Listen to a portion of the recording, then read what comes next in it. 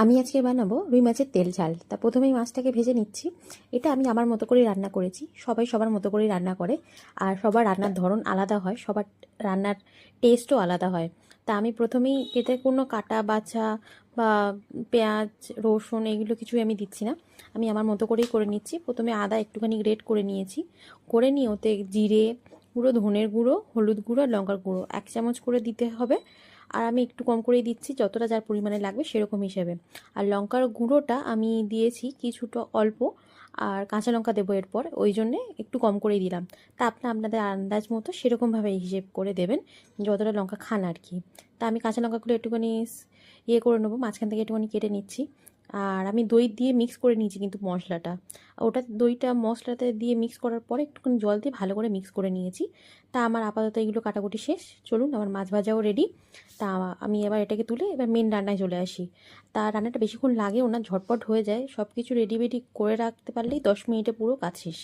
তা আমি প্রথমেই দিয়ে দিলাম, এটা হচ্ছে কালো জিরে। তারপরে কাঁচা লঙ্কা যেটা আমার ছিল, এটা দেওয়ার পরেই কিন্তু পালিয়ে যাবেন ওখান থেকে, কারণ ওখানে থাকার কোনো দরকার নেই। ছিটে গেলে তখন আমার নামে দোষ দেবেন না কিছু। তারপরে যেটা মশলাটা আমি রেখে দিয়েছিলাম পেস্ট করে, সেটাই আমি দিয়ে দিলাম। আর কিচ্ছু লাগবে না, জাস্ট ফুটিয়ে নেবেন। যতটা গাঢ় আপনার দরকার হবে, মানে গাঢ় গাঢ় হবে, যতটা দরকার হবে ততটাই রাখবেন গ্রেভিটা।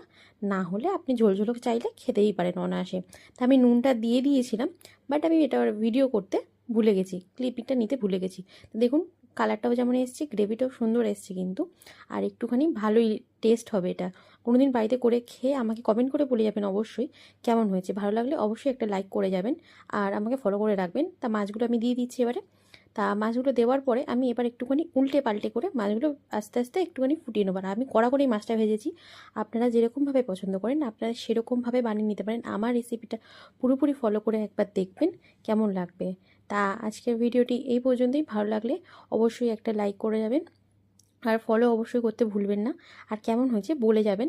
আর ভিডিওটি দেখার পর বা আপনি যদি বাড়িতে ট্রাই করেন, অবশ্যই আমার কমেন্ট বক্সে এসে বলে যাবেন কেমন লাগলো। তা আমি এপিট ওপিট করে পুরোপুরি ভেজে নিয়েছি।